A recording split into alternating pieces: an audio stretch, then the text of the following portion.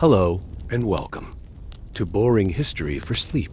Tonight, we begin a quiet journey through Time One, where stories of glittering cities, golden myths, and forgotten ruins drift like fog through your imagination. These are cities whispered about by weary travelers and dreamt of by kings. Cities once thought to hold vast treasures, sacred powers, or unfathomable beauty. Now shrouded in mystery, silence, and stone. You're safe here with us. You can let go of the day and settle into the rhythm of the past. If you're new here, you're warmly invited to subscribe to our quiet corner of YouTube. And if you'd like, leave us a soft little comment below. Let us know where and when you're watching from. Perhaps you're listening late at night or drifting off with the morning light. As we begin, imagine yourself in a time long ago, following slow footsteps along ancient roads, surrounded by voices now long faded. With each word, we'll gently open the doors to cities lost in time. And we'll begin with the tale of El Dorado. In the hush of dawn, somewhere deep in the highlands of the Andes, a soft breeze stirs across a still lake. Mist coils gently from the surface, rising like breath from the earth itself. This place remote, untroubled, and eternal was said to have once witnessed a most curious ritual. A man, naked but for a dusting of powdered gold, would step into a ceremonial raft. At the center of the lake, he would offer jewels and precious things to the water, casting them gently beneath the surface in solemn silence. This was not mere legend to the Spanish. To them, it was proof of a golden kingdom hidden in the jungle, waiting to be claimed. The tale of El Dorado, meaning the Golden One, began not as a city, but as a Manamuisca chieftain, known as the Zipa of the Bogota Plateau, in what is now modern-day Colombia. Upon his ascent to leadership, the Zipa would undergo a sacred initiation. According to early chroniclers, he was rowed to the center of Lake Guatavita, entirely coated in fine gold dust, where he would drop offerings of gold and emeralds into the water to appease the gods. The Spanish conquistadors, hearing this tale in their own language filtered through interpreters, natives and missionaries began to imagine not just a ceremony, but a place dripping with gold, a city. And thus, over time, El Hombre Dorado, the Golden Man, became La Ciudad Dorada, the Golden City. The myth traveled fast, changing shape as it passed from mouth to mouth, over campfires and in soldiers' journals. The Golden Man became a golden kingdom, then a golden empire. The location moved first in the Colombian highlands, then into the Amazon, and even to the Andes' farthest valleys. It was said to be built of pure gold, with temples that shimmered in the sun and streets paved with precious ore. By the early 16th century, European powers were entranced. The New World was young, still only partly mapped, and entirely misunderstood. Vast jungles, deep mountains, and unknown rivers suggested boundless secrets. And gold, that elusive gleam, was the currency of power. Imagine yourself, then, as a quiet observer in a Spanish camp in the 1530s. The fire crackles low. Men whisper about lost cities and fortunes. Some sketch rough maps in the dirt. Others pray, and still others, already half mad with fever and heat, stare silently into the trees. Overhead, clouds drift lazily past the moon. The jungle stirs softly, indifferent to their hopes. The origin of the myth, rooted in Muisca ritual, began to fade into a blur of exaggeration. Chroniclers like Gonzalo Fernandez de Oviedo and explorers like Gonzalo Jimenez de Quesada began shaping the story into something far more grand than ceremony, a full city of gold. The lake, the powder, the offerings, all real traditions were reinterpreted through a lens of desperation and greed. Over time, the story drew men across the continent. It was no longer merely a fable. It had become a goal, a reason to march, to kill, to suffer, and to die. And so, in these early tales, half myth, half memory, we find the spark of El Dorado.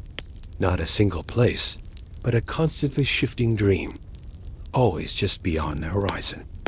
The idea of a golden city had, by the mid-1500s, rooted itself deep in the minds of the European elite. The old world, already carved into kingdoms and mapped with precision, had grown familiar.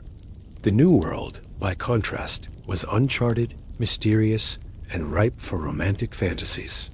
El Dorado, though never truly seen, began to flourish in stories. Imagine yourself in a quiet study in Seville, sometime around 1540. A candle glows softly beside a stack of weathered parchments. A cartographer's quill moves slowly over a map, adding rivers not yet known, shaping mountains never climbed.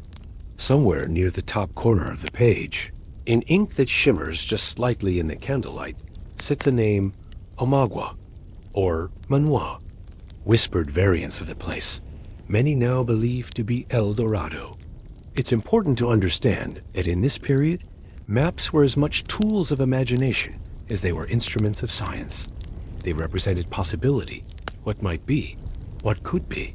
And in those wide, blank spaces, those dense green jungles and unclaimed valleys, legends found fertile ground. As the legend grew, so too did its apparent opulence. Writers spoke of great palaces plated in gold, of statues taller than men, and fountains that poured not with water, but with molten treasure. Cities supposedly lay beside enormous lakes, or hidden within lush valleys guarded by clouds. In some versions, the people of El Dorado wore robes woven with fine gold thread and ate from dishes carved from emeralds. In others, the air itself shimmered with dust from goldsmithing workshops that never slept. These stories did not emerge from a vacuum. They were built upon real wealth the Spanish had encountered in the Americas.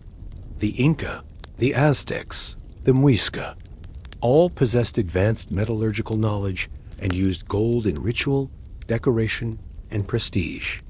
The temples of Cusco, for instance, had golden walls that gleamed in the Andean sun. Montezuma's palaces in Tenochtitlan overflowed with artistry made from precious metals. And so, for the European mind conditioned to equate gold with power, the existence of even greater, richer cities seemed not just possible, but likely. These illusions became self-perpetuating. Each expedition that returned empty-handed only fueled the mystery. If it wasn't here, surely it must be farther along the river, perhaps over the next ridge, maybe in the southern jungle, or at the source of the Amazon. In 1541, Gonzalo Pizarro, half-brother of the infamous Francisco Pizarro, embarked on one of the most ambitious and disastrous expeditions in search of El Dorado. With over 200 Spaniards and thousands of indigenous porters, he crossed the Andes and plunged into the Amazon basin. What followed was a slow, unraveling months of hunger, disease, and disillusionment. Horses died, men collapsed, and the jungle pressed in around them like a living wall. And yet, they did not turn back. The promise of treasure was too strong. From this journey emerged another legend, the account of Francisco de Orellana, who supposedly split from Pizarro's force and continued downriver, eventually becoming the first European to navigate the entire Amazon. His tales, too, were colored by fantasy, of warrior women, golden cities, and nations unseen by the civilized world. One tale begot another. From El Dorado came Paititi, and from Paititi came Omagua and Lake Parima, and on and on. Treasure was like water here, shifting, flowing, vanishing beneath layers of foliage and fog. Back in Europe, accounts were published and republished, often with illustrations, fanciful renderings of cities atop jungle cliffs, glimmering in the sunset. These pages circulated widely. They were read in parlors, whispered about in inns, debated in salons. Gold fever was not limited to Spain. The English, the Portuguese, and the Dutch soon set their sights on South America.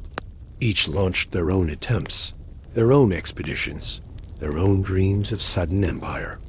And so, without ever being found, El Dorado flourished not in the jungle, but in the minds of men. It became a permanent fixture of the imperial imagination, a shimmering mirage that no amount of failure could dispel. In this phase of the story, El Dorado was both everywhere and nowhere. A city unanchored in geography, yet deeply rooted in longing. Picture the jungle now, green and vast. The slow drip of water from leaf to leaf. The hush that follows a distant thunderclap. Somewhere in that stillness, a man cuts through brush. His armor tarnished, his boots worn through, his hope oddly intact. He still believes. He still searches. He is not the first, nor the last. Let us imagine now a quiet trail winding through dense forest. The air is thick with the scent of damp earth and moss. It has rained recently. Leaves glisten gently, and the sounds of birds unfamiliar and distant echo softly from the canopy above. Somewhere, beneath those emerald branches and soft shadows, a group of men make their way forward, their once pristine armor dulled by time and travel. Their supplies nearly gone. It is the late 1500s now. The myth of El Dorado is no longer fresh, no longer bold, but it persists, like the fading echo of a song once sung loudly. By this time, the search for the city had become a pattern. Expeditions were launched, resources consumed, men lost, and maps redrawn. And yet, still nothing. No golden city. No glittering towers. Just the jungle, the rivers, and the weight of silence. The journey was never easy. The land resisted. Roads disappeared beneath mud. Insects swarmed ceaselessly. Fevers came without warning, and food, once abundant, grew scarce. What the Europeans had imagined as a path to fortune turned out to be a slow and steady erosion of strength and certainty. And still they walked on. Sir Walter Raleigh, the English courtier and adventurer, would become one of the last major figures to fan the dying embers of El Dorado. In 1595, Raleigh sailed to South America, hoping to establish a foothold for England in the so-called Guiana region, north of the Amazon. He published a detailed account of his journey, titled The Discovery of the Large, Rich, and Beautiful Empire of Guiana. In it, he described a place of fabulous wealth, ruled by a golden king named El Dorado, and surrounded by glittering cities and mighty lakes. He claimed to have received this information from local guides and chiefs, who had, perhaps wisely, learned to tell visitors what they wanted to hear. Raleigh's descriptions were vivid, if entirely unverified. He never reached the city. He never saw the lake. But his words were enough to reignite the imagination of a weary Europe. Even as Spain's empire frayed, and England's own fortunes wavered, the promise of El Dorado lingered. It had become by then a symbol more than a place, a reflection of what conquest promised, but never quite delivered. Over the decades that followed, attempts to find the city dwindled. Expeditions gave way to surveys. Maps became more accurate, and blank spaces on the globe began to shrink. The jungle was still vast, but its mystery had been somewhat tamed by familiarity. And with this shift, the myth began to dissolve. The stories were not forgotten, but their tone changed. They became wistful, almost mournful. Not the bold proclamations of certain riches, but the quiet musings of what might have been. Travelers still spoke of golden cities, but now more as metaphors or relics of the past. The decline of the El Dorado myth was not sudden, but slow. A tapering of belief, a fading dream. And yet, even in decline, the story continued to exert a subtle influence. The very phrase El Dorado came to represent any unattainable ideal, a goal so beautiful and tempting that men would sacrifice all to chase it, even if it were never meant to be caught. In that way, El Dorado did not disappear. It changed. It transformed from a city of gold to a symbol of human longing, the hunger for more, for mystery, for meaning. Imagine for a moment the final days of a forgotten expedition. A small group, deep in the jungle, uncertain whether they are closer to discovery or death. They are tired. Their boots are threadbare. They speak in hushed tones. The leader consults his maps once more, though he knows they are flawed. The jungle is quiet again, as if it knows. The golden city will not appear. And yet they press on, because turning back means accepting defeat, and belief, however fragile, can be stronger than reason. It is here, in this quiet desperation, that the myth of El Dorado breathes its last. Not with a collapse, not with a revelation, but with the slow vanishing of hope beneath the canopy of time. The jungle sleeps now. The river moves slowly, curling like a silver ribbon through trees that have stood for centuries. The sun filters softly through the canopy, and the calls of birds echo like lullabies. Somewhere, beneath the quiet surface of a highland lake, ancient offerings may still rest, golden figurines, emeralds, beads, silent and untouched. Though El Dorado was never found, it was never entirely lost. Its echo lingers in language, in literature, in dreams. Over the centuries, scholars, poets, explorers, and even politicians have revisited the legend, not to find gold, but to uncover something deeper, something about the way we hope and the way we chase what lies just out of reach. Imagine yourself now in a quiet museum hall. The room is cool, still, and nearly empty. Behind a pane of glass, a tiny golden object rests, a delicate figure, shaped like a man with wings, or perhaps a bird. It is the Muisca raft, discovered near Bogota, believed to represent the very ceremony that birthed the myth of El Dorado. The raft is no larger than your hand, but it carries centuries of longing. This artifact, discovered in the early 20th century, sparked renewed academic interest in the roots of the legend. Archaeologists turned their attention not to cities made of gold, but to the cultures that inspired the myth, the Muisca people, their customs, their artistry, their reverence for gold as a spiritual medium, not a monetary one. And so, a quiet truth began to emerge.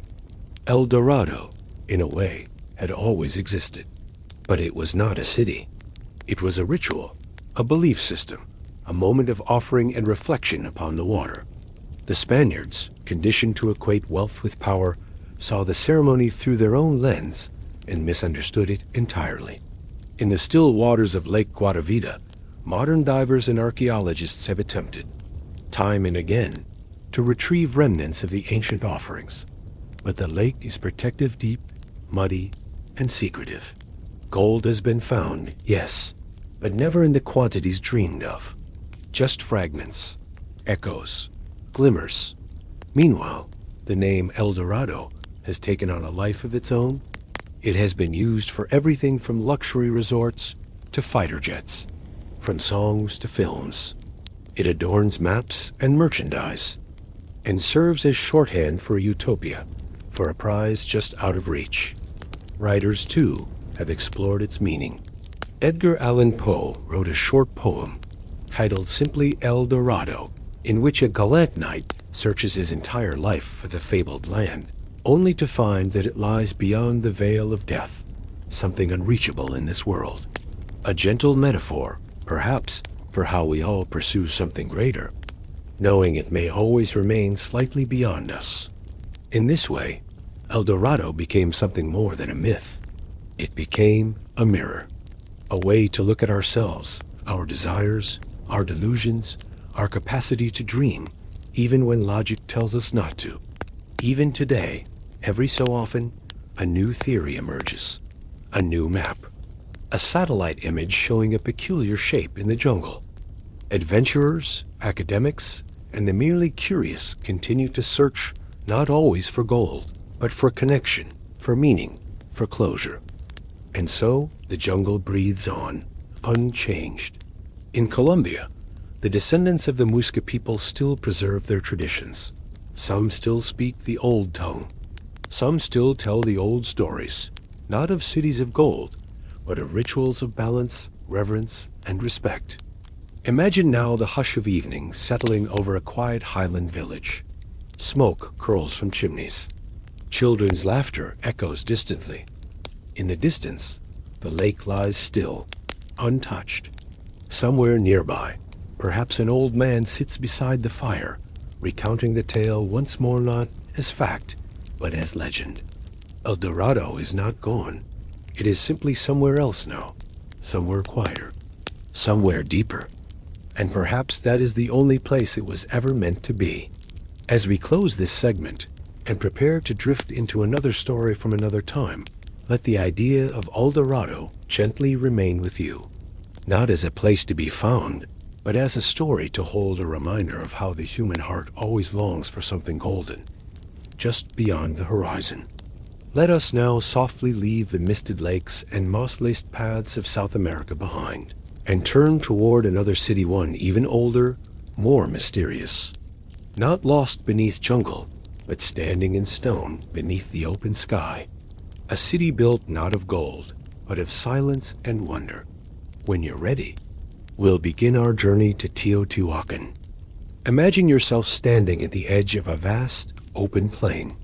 The sun is low and the sky-soft amber light stretches across the horizon, casting long shadows across a series of immense stone structures. The air is still, cool, touched faintly by the scent of desert dust and distant flowers. Before you rises a pyramid, massive, ancient, dignified in its silence. This is Teotihuacan. Long before the first Spanish ships touched the shores of the Americas, before the Aztec Empire, and even before the rise of the Maya in the southern jungles, there stood this mysterious city. Its name, given centuries later by the Aztecs, means the place where the gods were born. They believed it was here, in these wide boulevards and solemn temples, that creation itself had taken place. But who built Teotihuacan?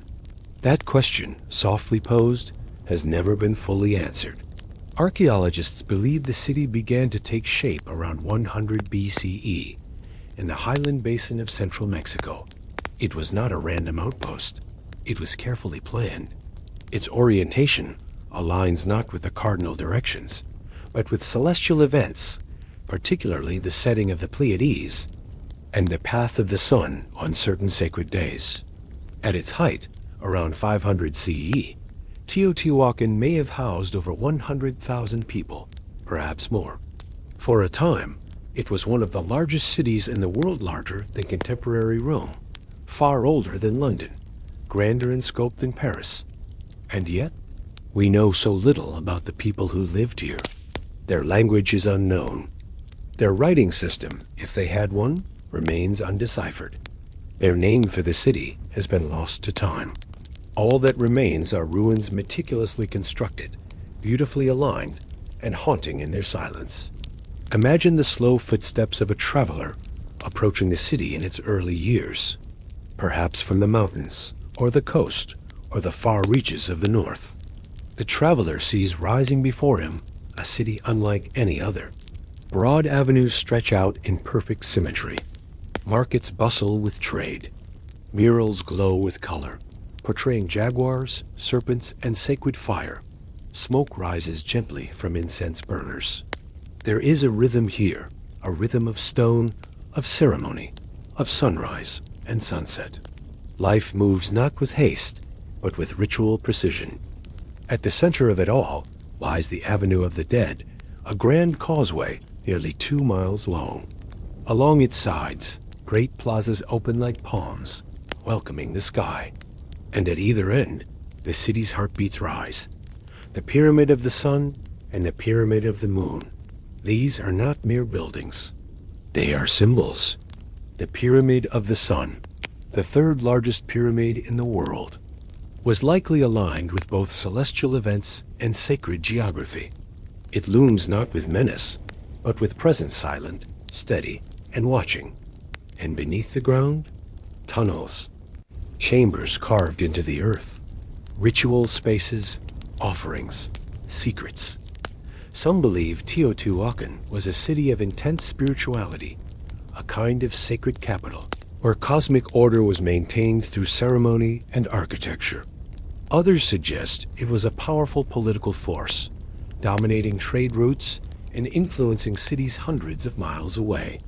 Its people, whoever they were, built with purpose. Their art was symbolic, geometric, filled with layered meaning. Murals discovered in temples and homes depict supernatural beings, priestly figures, and animals intertwined with myth quail, coyotes, serpents with feathers and smoke.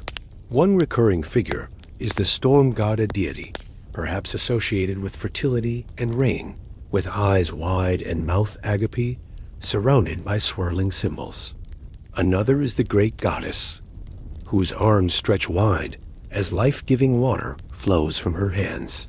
These figures, and many others, point to a deep cosmology rich, layered, and now mostly veiled from us. And while their gods remain unnamed by modern scholars, their presence endures. Carved in stone, painted on walls, buried beneath temples and offerings of obsidian, jade, and carefully arranged animal remains. As you walk slowly through the ruins in your mind, as feet brushing against dry dust and time-worn stones, you might wonder what the original inhabitants called themselves.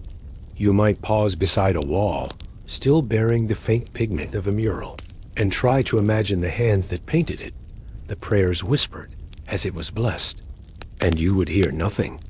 Teotihuacan does not speak, at least not in words.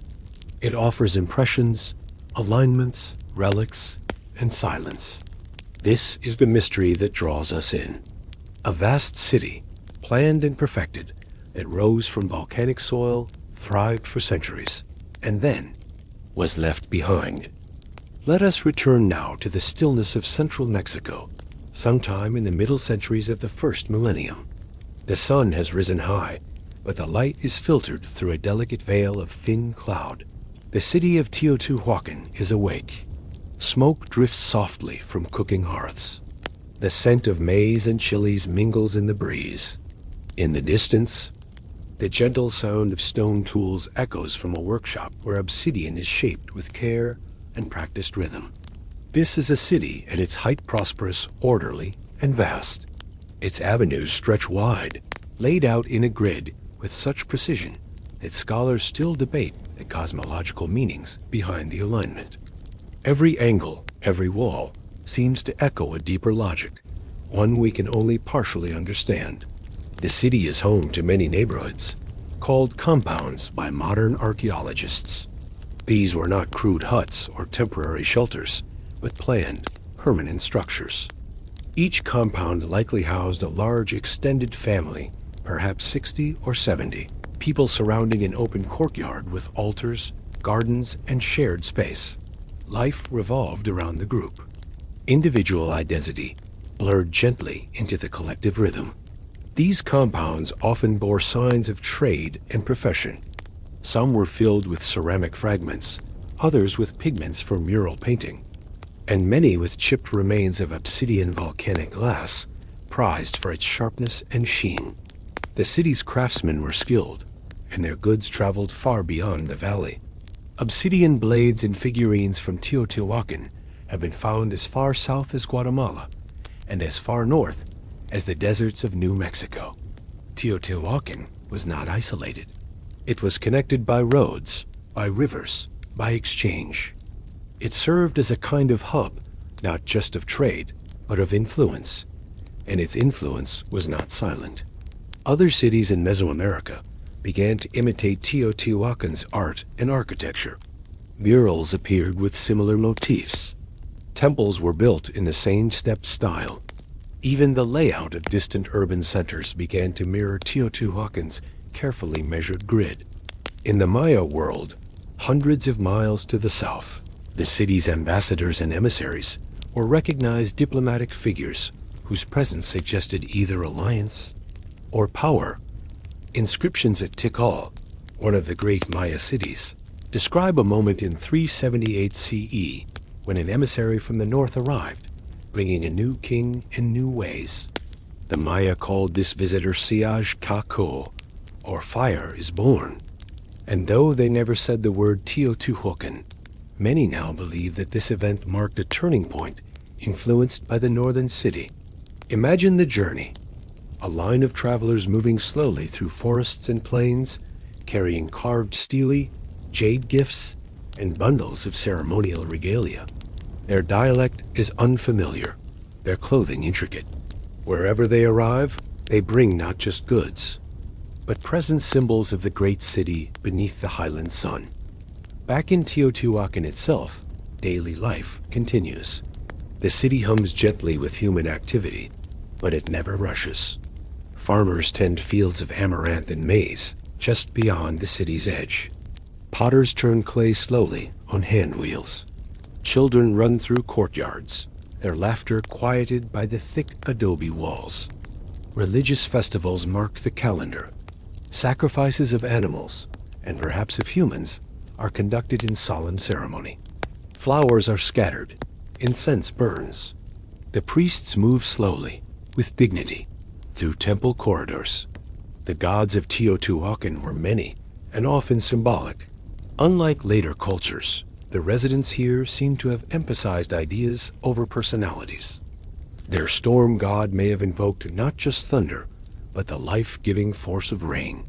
Their feathered serpent, a figure that later became Quetzalcoatl to the Aztecs, represented fertility, wind, and divine cycles. The most famous representation of this being lies in the Temple of the Feathered Serpent, also known as the Temple of Quetzalcoatl. This structure, located near the southern end of the Avenue of the Dead, is a masterpiece of sacred architecture. Its facade is decorated with dozens of sculpted serpent heads, each with open mouths and curling fangs, flanked by symbols of water and earth. These were not meant to frighten, but to awe, to remind. Imagine walking past these carvings in twilight, when the last golden light touches their weathered stone. The eyes, hollow now, seem to gaze through time. And beneath the temple, discovered only recently by modern archaeologists, lay a complex series of tunnels and ritual spaces. Inside, hundreds of offerings were found, spheres of pyrite and magnetite, carefully arranged human remains, statues, jade, seashells from distant coasts, and traces of cinnabar, a deep red pigment associated with power and sanctity. All of this suggests a city not only rich in goods, but in meaning. Teotihuacan was not merely functional. It was sacred. Its streets were aligned with stars. Its homes reflected social structure. Its temples embodied theology. And yet, for all its size and structure, there was an air of restraint. The city's artwork avoids depictions of individual rulers. Unlike the Maya, whose kings were carved in stone with elaborate names and dates, Teotihuacan offers anonymity. Power here seems to have been shared, or at least hidden.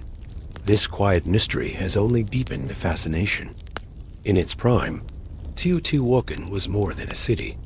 It was a cosmic map, a ceremonial stage, a living monument to the intersection of the earthly and the divine. Its silence, even in prosperity, was not emptiness, but reverence. Even the grandest of cities, the most harmonious of societies, the most sacred of landscapes, inevitably change.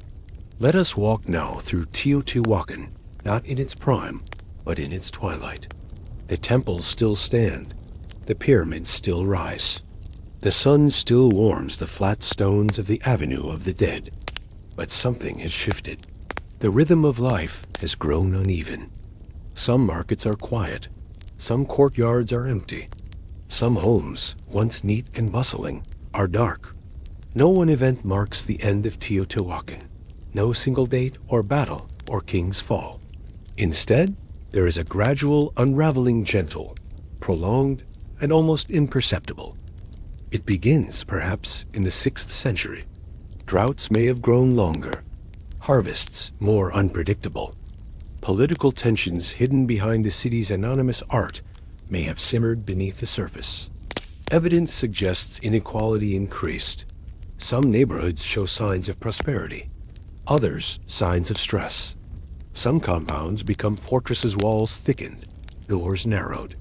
A sign, perhaps, of fear. Imagine standing in one such compound. The walls are unusually high.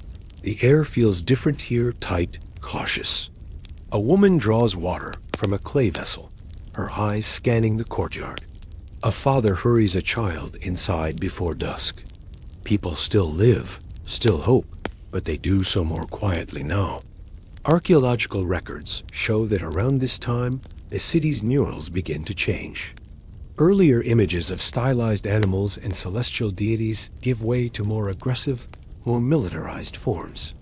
Warriors appear with shields and spears. Symbols of conquest and defense take the place of gentle cosmology. It is a subtle shift, but telling. And then, fire. In what seems to be a coordinated event, around 550 CE, large parts of Teotihuacan's ceremonial center were burned. Temples, palaces, administrative buildings, blackened stone, charred beams. But strangely, the pyramids, the core sacred structures, were left intact. This suggests not foreign invasion, but an internal uprising. A revolt not to destroy the city, but to unseat those who controlled it. Imagine the scene in muted tones. Smoke rising silently at dusk. Flickers of flame reflected in stone pools. Shouts echoing down the avenue of the dead. And then silence. After the fires, the city continues, but it is not the same. Its influence wanes. Its presence in distant cities disappears from the record. Trade contracts. Art ceases to evolve. Compounds are abandoned. The great ceremonial spaces fall quiet. The people remain for a time. Some neighborhoods continue to function. There is no mass exodus, no overnight abandonment. But the grandeur is gone. The soul of Teotihuacan, whatever held it together, whatever meaning coursed through its streets, is slowly lost. And by the time the Toltecs, and later the Aztecs, arrived centuries later, the city is already a ruin, overgrown, weathered, haunted by the wind. To the Aztecs, it was a place of immense spiritual power. They believed it to be the birthplace of the gods, the place where the sun was born. They walked its streets as pilgrims, not citizens. They gave it the name Teotihuacan.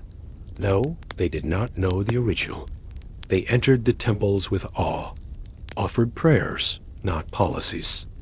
And like us, they wondered, who built this? And why did they leave? We will likely never know the full truth.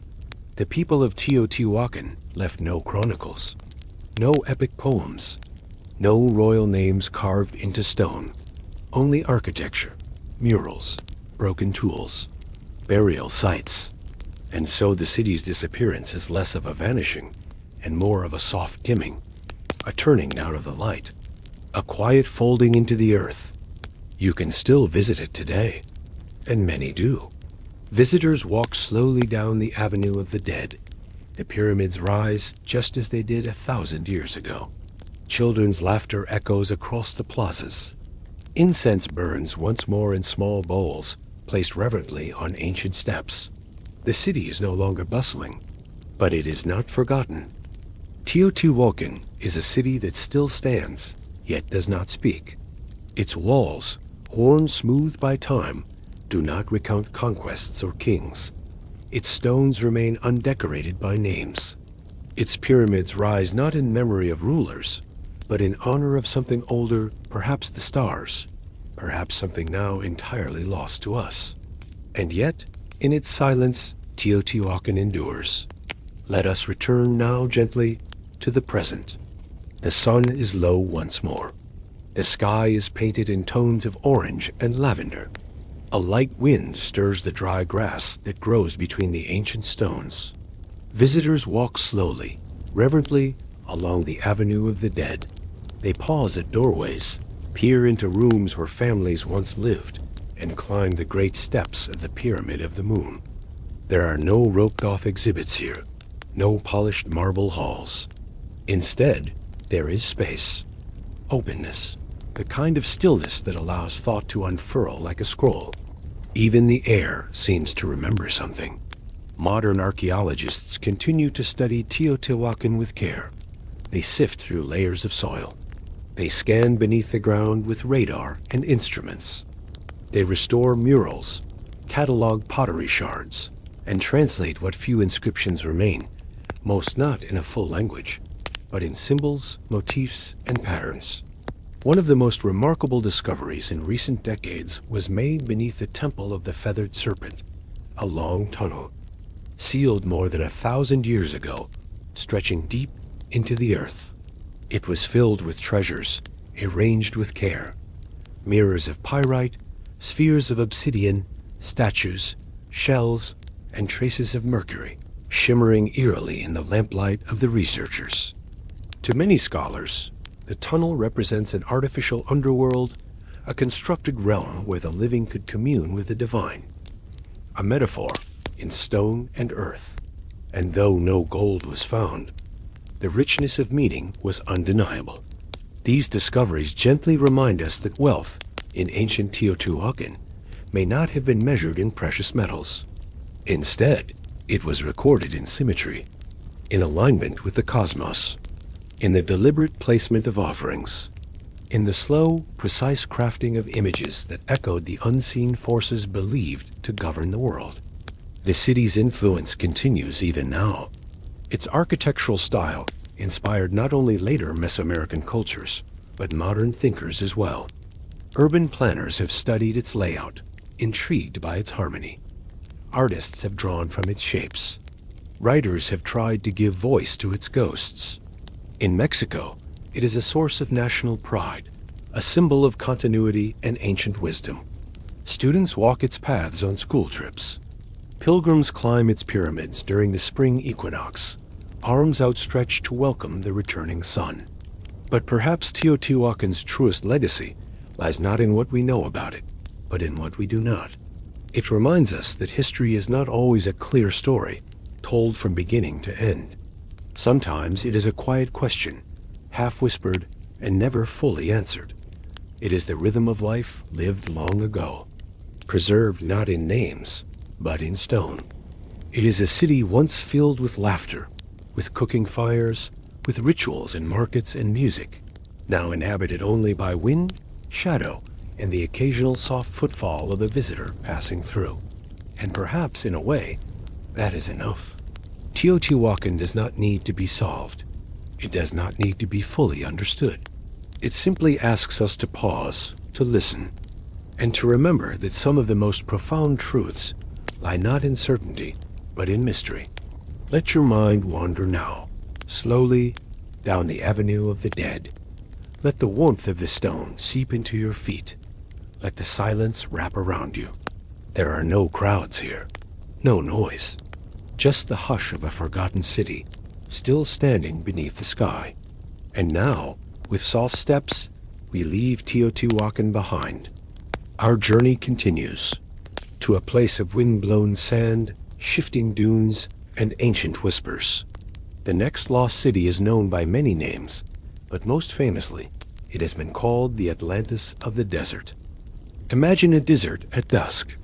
The sky above glows pale rose and fading gold. The wind moves with quiet persistence, drawing long trails across the dunes. Grains of sand dance lightly in the air, carried without destination.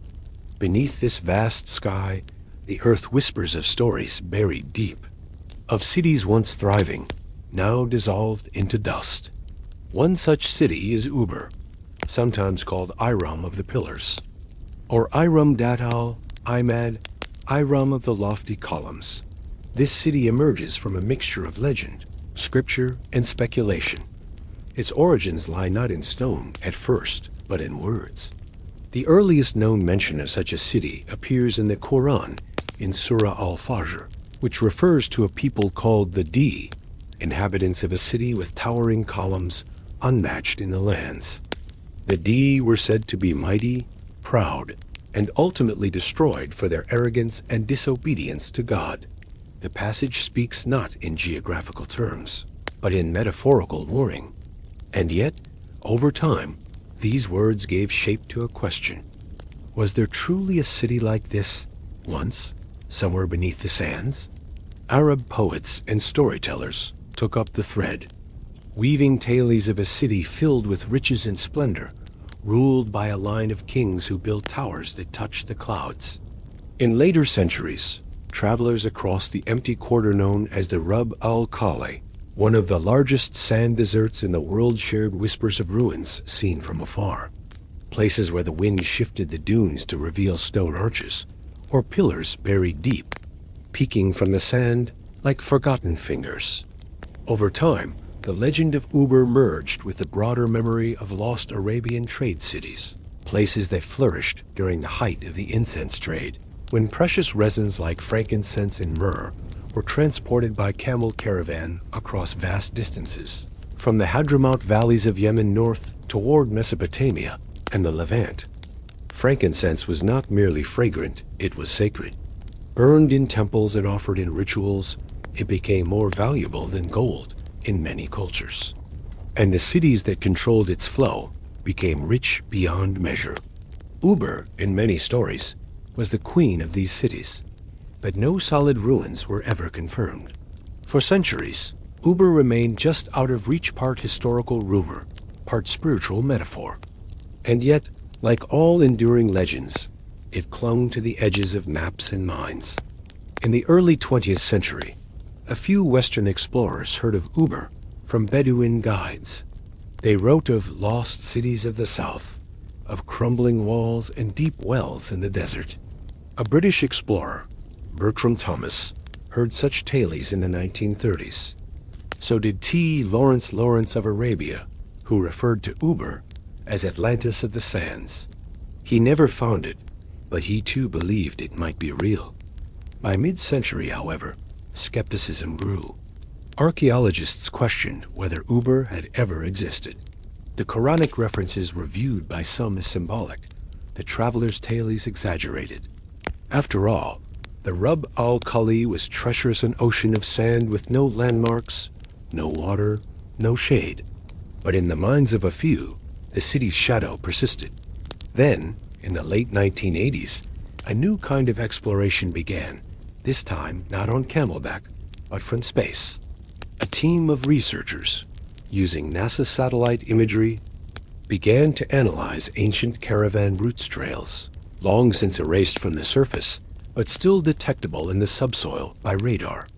The images revealed faint lines converging in the deep desert in the Dhofar region of Oman. Where the lines met, there was a site, and beneath the sand, the outlines of a collapsed structure. Excavations began soon after.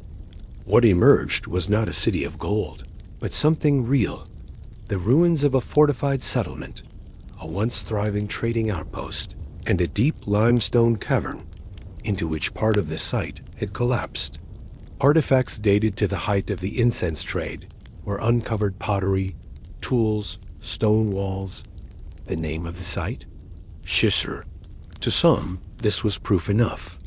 Ubar had been found not as the glimmering city of legend, but as a tangible remnant of Arabia's rich trading past. Others disagreed. The evidence, they said, was suggestive, but not conclusive. Shisr may have been important, but Ubar, if it ever existed, was likely elsewhere, or nowhere at all.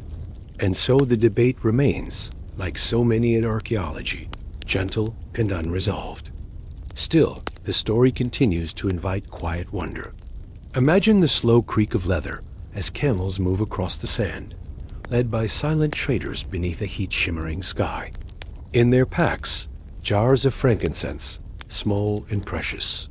Ahead of them, a low rise in the dunes, and the faintest shadow of stone against the light. A city, a place of wells and walls. Perhaps it was Ubar, or perhaps not. But the desert does not hurry to clarify. It only keeps its secrets, softly buried beneath layers of shifting time. The desert, contrary to its image, was never empty. It breathed with life, in a rhythm so steady and slow it often went unnoticed. Winds traced ancient paths between dunes, and under the stars, the desert spoke in the soft rustle of tent fabric, the low call of camels, and the occasional voice lifted in prayer or greeting. And here, nestled within that expanse, was the city believed by many to be Ubar. At its height, whether we know it by that name or another, this outpost was more than a settlement. It was a hub, a resting point. a point of transformation between the silence of the sands and the bustling promise of far-off markets. Imagine it now, not as a golden city shimmering with impossible riches, but as a vibrant place, alive with trade, ritual, and resilience. In the still hours of early morning, the gates would open as the stars faded and the desert cooled. Caravans arrived slowly, deliberately. Camels, long-limbed and swaying, padded in from distant hills, their loads heavy with ceramic vessels, ivory, cloth dyed with rare indigo, and most importantly bundles of frankincense resin wrapped in linen and twine. The air carried the soft, woody scent of the resin, already burned in censers and hearths, its fragrance lingering in the woven rugs of merchant stalls and on the clothing of those who passed through. Frankincense was the soul of the city. Harvested from the bark of boswellia trees found in rocky groves along southern Arabia's coastal highlands, the sap hardened into small, translucent beads. These were prized not just for their scent, but for their sacredness. In temples in Egypt, Greece, India, and beyond, frankincense smoke drifted toward the heavens. It was believed to carry prayers, to purify the air, to cleanse the spirit. And in Ubar, or places like it, it was currency. The city flourished because it sat at the crossroads. It offered water from deep wells, perhaps hundreds of feet down, drawn slowly by pulleys and winches. Its architecture, likely modest but carefully designed, kept out the heat and allowed breezes to move freely through stone corridors and shaded courtyards. Palm fronds rustled in inner gardens. Pottery jars cooled in clay shelves. Children played with carved stones beneath awnings, while elders sat cross-legged, discussing trade routes and weather signs over cups of hot, spiced tea. At the edge of the settlement, a small marketplace gathered with the rising sun. Traders from the south brought their resin and woven cloth. Those from the north brought grains, dried fruits, metal tools, and stories of distant lands. The exchange was not always quick. Prices were debated gently, and agreements made with time and shared trust. There was no urgency here. The desert allowed none. The city likely featured a small mosque, or perhaps an earlier sacred space. Before prayer, people would wash with water carefully drawn and conserved. The call to prayer, though faint, would ripple softly through the narrow alleys and open spaces. It was not loud, but it was clear. And above it all, the sky arched immense, cloudless, infinite. Travelers passing through may have stayed for days, sometimes weeks, waiting for the winds to change or for another caravan to join theirs. During this time, stories were shared. Maps were sketched in sand. Songs were sung softly at night, accompanied by simple stringed instruments or drums. This was a place of movement, but also of pause, a threshold between worlds. The city's prosperity did not lie in gold or jewels, but in its position.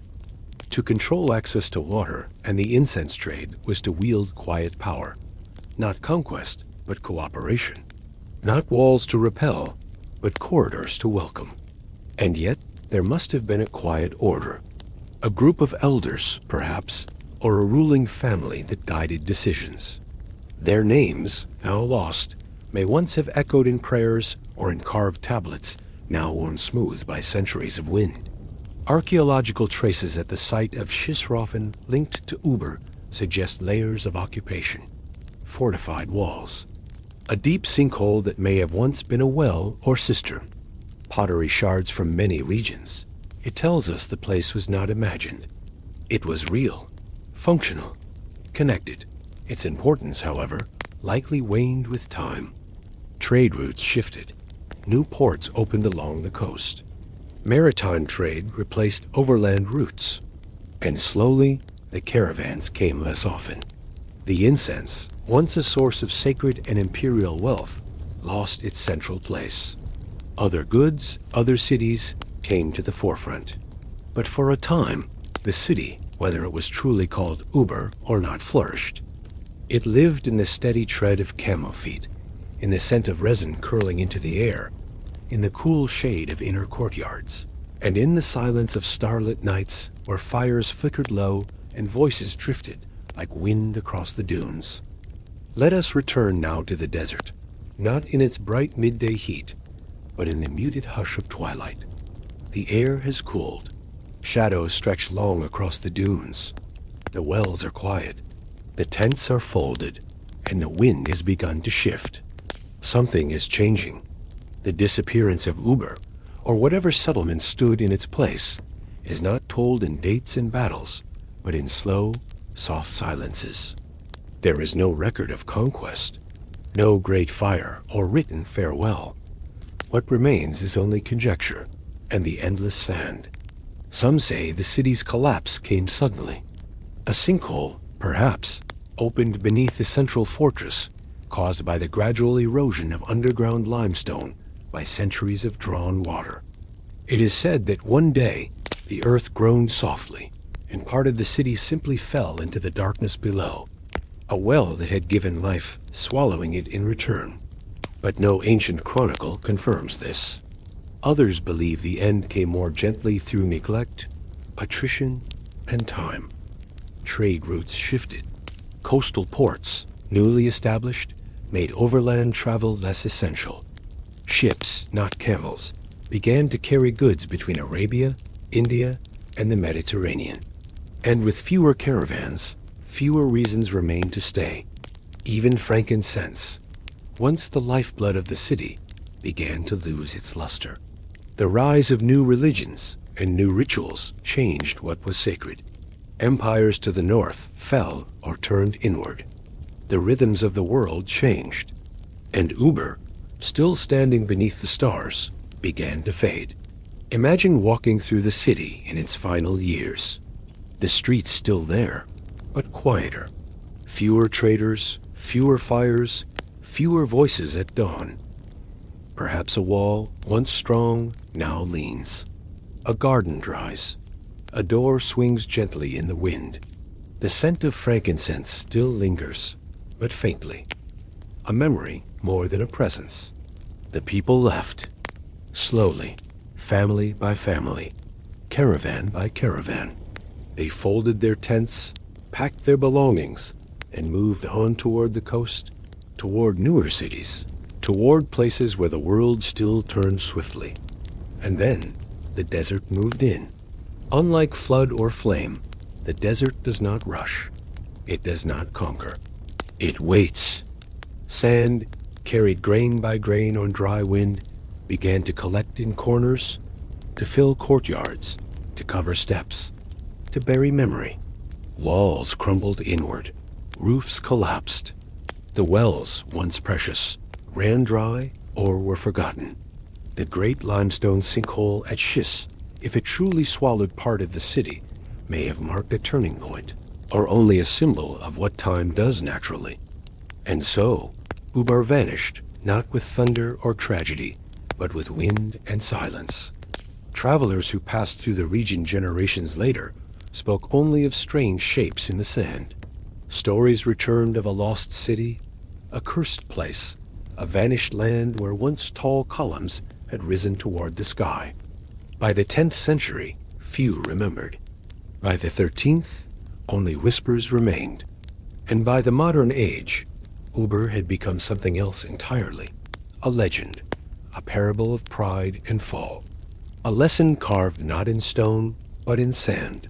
The Quranic tale of the Di tells us that God destroyed them for their arrogance, that their mighty city, Iram of the Pillars, was struck down for its vanity and disbelief. This moral framing, whether historical or symbolic, shaped the legend's memory for generations. And yet, archaeology gently complicates that view. What we see, in the dry ruins and collapsed caverns, is not divine wrath, but human impermanence. A city that thrived, faltered, and fell, like so many others, under the weight of changing tides. Even today, standing at the site believed by some to be Ubar, the feeling is not one of devastation, but of quiet. Stone blocks lie scattered beside the sinkhole. A few columns rise against the sky. Pottery fragments still emerge from the dust when the wind is right. It is still, peaceful, and open to the wind. The kind of place that invites reflection, not fear. And perhaps that is the true story, not of a city punished, but of a city lived in, passed through, and eventually laid down to rest. A place whose name survives more clearly than its walls. The desert remembers, not as a person does, not in names or dates, but in contours, in small rises in the sand, in the quiet persistence of a breeze that finds the same paths again and again, century after century. And it is in this memory, not written but felt, that Ubar continues to exist. When we speak of lost cities, we often think of treasure, conquest, or ruin, but the story of Ubar resists all of these. It is not a city clearly found, nor one clearly lost.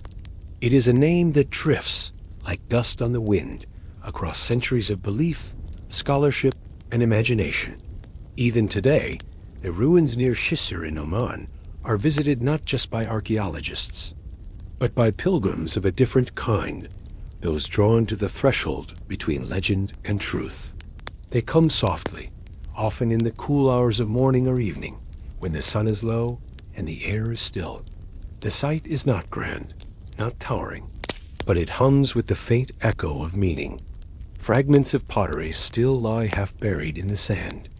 The collapsed sinkhole-wide, dark, and unexpected rests at the center of what was once a fortified enclosure. Nearby, low walls stretch outward in careful lines. Stone, shaped by hands now gone.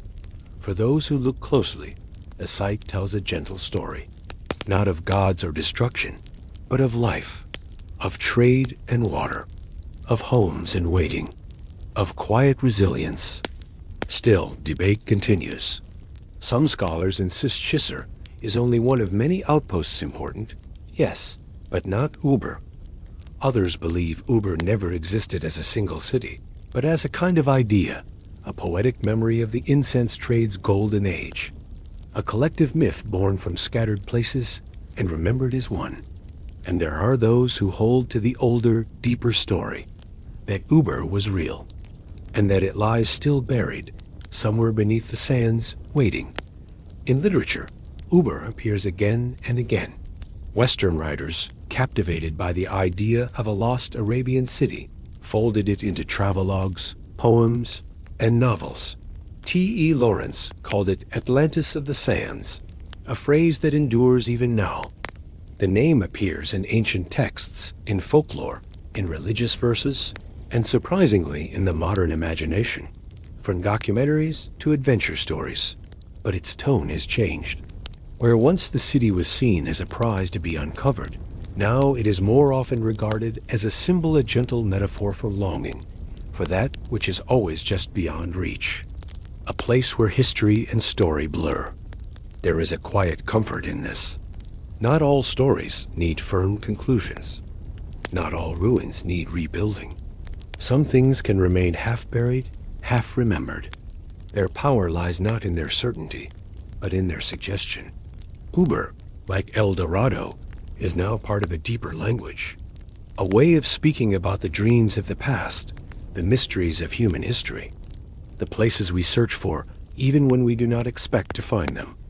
And in this way, Ubar lives on, in the wind that shapes the dunes, in the lingering scent of resin burned in temples long gone, in the silence between one traveler's footstep and the next.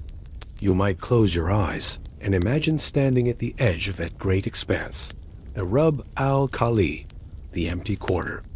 The horizon stretches outward, a long, undisturbed line. The air hums with stillness, and somewhere beneath your feet, perhaps, is a city that once lived, or perhaps only the idea of one. Either way, it is enough. As we leave Ubar behind, we carry with us not proof, but presence. A sense of all that once was, or could have been. Our journey now moves once more, shifting continents. We turn our gaze to a new place southward, into Africa, where great stone walls rise not in myth, but in granite. We will travel next to the city of Great Zimbabwe, where towers of stone still stand, quiet and enduring. Let us begin in the southern reaches of Africa, where the grasslands roll gently beneath a sky vast and open, where trees stand like quiet sentinels along the ridges, and where, nestled among hills and granite outcrops, a city of stone once thrived. It is morning now. The dew clings to tall grasses. Birds call in slow intervals from acacia branches. In the distance, the faint outline of walls curved, tall, built without mortar, catches the low golden light. This is Great Zimbabwe. Unlike the other cities we have visited so far, ones whispered of in legend, ones still hidden or half imagined, Great Zimbabwe is entirely real. Its walls still stand, its towers still cast shadows. And yet, like all old places, it carries with it a measure of mystery. Not because we know nothing, but because what we know is still only part of the whole. The name Zimbabwe comes from the Shona language, Jimba Zimbabwe, which translates softly as houses of stone. It is a fitting name for a place where the architecture seems to rise directly from the earth. Massive granite blocks, stacked without binding agents, form sweeping enclosures, narrow passageways, and great towers that taper toward the sky. These stones, shaped only by chisel and hand, fit so tightly that light can scarcely pass between them. Imagine walking through the outer enclosure in those early centuries. Your feet crunch softly on the gravel path. The air is cool, shaded by high stone walls on either side. Overhead, birds wheel quietly. The walls curve gently, as if designed not merely to contain, but to embrace. Great Zimbabwe's origins lie deep in time beginning. It is believed, sometime around the 11th century, though earlier settlements may have existed nearby even before. It was not the first city in the region, but it grew to become the most significant. At its peak, likely between the 13th and 15th centuries, Great Zimbabwe may have housed up to 20,000 people, a thriving population for its time, especially in the context of a rural landscape.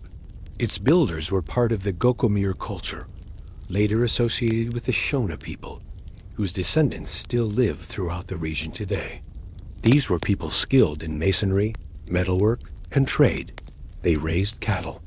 They grew sorghum and millet. They shaped tools from iron and carved soapstone into intricate forms. And they built with remarkable vision. The city was not constructed all at once. Like a growing tree, it expanded slowly over generations. Different sections served different purposes. The Great Enclosure, the most iconic feature, is a broad circular wall enclosing about 800 feet of space, with walls up to 11 meters high. Within it stands the conical tower, whose exact function remains uncertain. Some suggest it was symbolic a monument to royal authority or ancestral spirits. Others believe it may have been functional, used to store grain or offerings. But all agree it was intentional. It was meant to be seen, to endure. Elsewhere in the hill complex, perched on a granite outcrop above the plain, more walls twist and coil. These enclosures, smaller and older than the Great Enclosure, are thought to have served ritual or royal functions, possibly the dwelling of a king or religious leader. From this height, the view stretches outward over plains dotted with acacia trees, grazing lands, and distant rivers. It is a commanding place, not for battle, but for watching, for ruling gently, with presence rather than display. It is important to say here that Great Zimbabwe was part of a larger world. Though built far from the coasts, it was deeply connected to trade. Archaeologists have found artifacts from as far away as China, Persia, and India: glass beads, porcelain shards, and coins. These goods likely made their way through a chain of intermediaries, from the inland plateau down to the Indian Ocean, where port cities like Sofala and Kilwa served as entry points to the global economy. And what did Great Zimbabwe offer in return? Gold. The land around the city was rich with deposits. and its people knew how to mine and process it. Gold dust, panned from rivers or extracted from shallow pits, was weighed and traded. Ivory, too, played a role harvested from the great elephants that once roamed in greater numbers across the plateau. But more than its exports, Great Zimbabwe's greatness was in its identity. It was African, entirely, built not with the influence of outsiders, but with local knowledge, local skill, local belief. And this, too, is part of its story, a quiet counterweight to centuries of myth-making and denial. In the colonial era, European explorers, upon discovering the site, refused to believe that an indigenous African civilization could have built it. They attributed it to foreigners, Phoenicians, Arabs, even lost tribes of Israel. The stones, they said, were too fine, the walls too clever. And yet, evidence always pointed to the truth. The people who lived here were native to the land. They were builders, traders, worshippers, thinkers. They built not just homes, but meaning. As we gently step into the next part of this story, we will walk through the city's golden years. We will imagine the rhythm of daily life, the sounds, the sights, the soft tempo of a civilization that found harmony with stone and sky. The houses of stone are still there, waiting. It is midday now, and the stone walls of Great Zimbabwe are warm to the touch.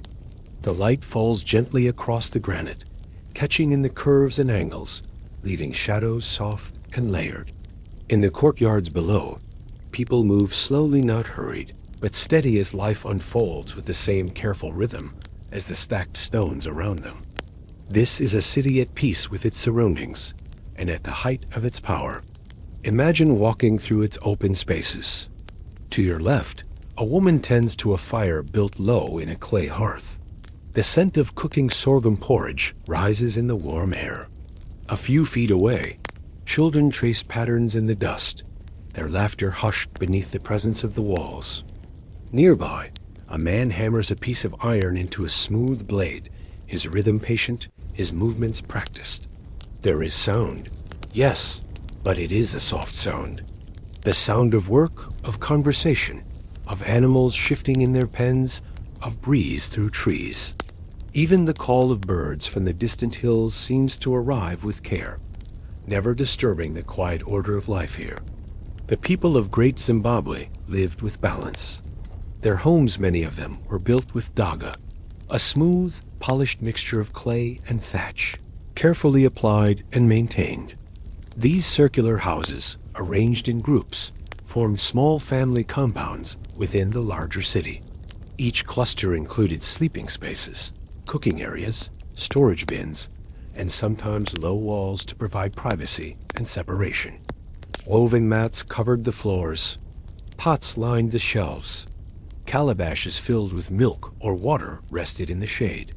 And outside the walls, fields of millet and sorghum swayed with the breeze, tended with attention, but not urgency. Cattle played a central role in daily life. They were not only food, but wealth symbols of status, central to social and ceremonial exchange. Their pens, carefully maintained, were often located near the living spaces, so their presence was constant.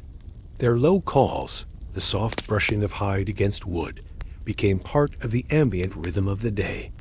And rising above it all, watching, silent, unchanging, were the walls. The great enclosure, with its sweeping curve and towering height, was not built for defense. It had no battlements, no signs of attack. Its openings were deliberate, not forced. This suggests something else, a place for ceremony, for order, perhaps for gathering under starlight. Within its walls, scholars have found signs of specialized activity, soapstone carvings, ritual objects.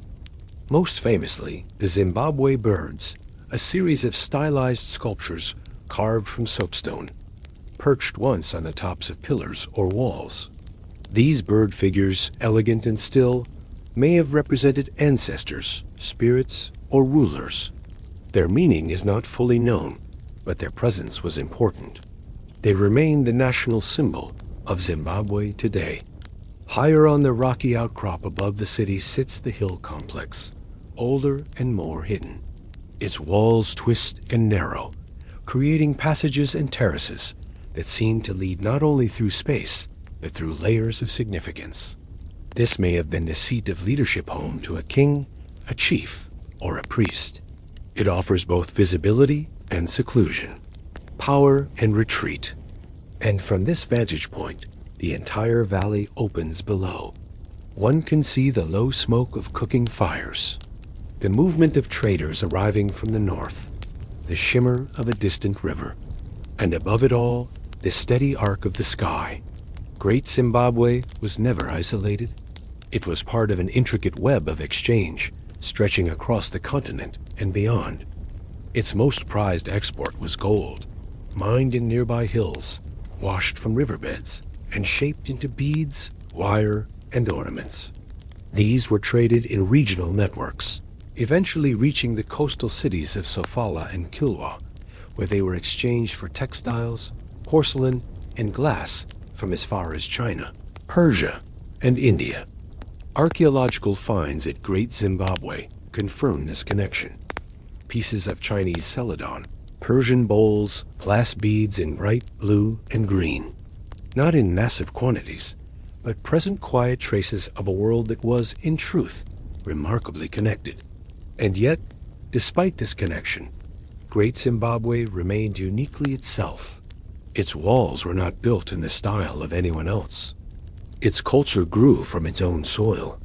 Its language, its beliefs, its patterns of living, these were indigenous, African, original. Daily life moved with the sun. In the mornings, fires were lit, cattle were tended, fields checked. In the heat of midday, people rested in the shade, weaving or preparing food. Children learned quietly by observing, by imitating. In the evenings, meals were shared, stories told, music played on instruments now long vanished, flutes of reed, drums of hide. There may have been festivals, gatherings to mark the harvest, the rains, the ancestors. These would not have been grand, but grounded, smoke rising from fires, hands clapping in rhythm, feet stamping gently into the dust. And over time, as generations passed, the city remained.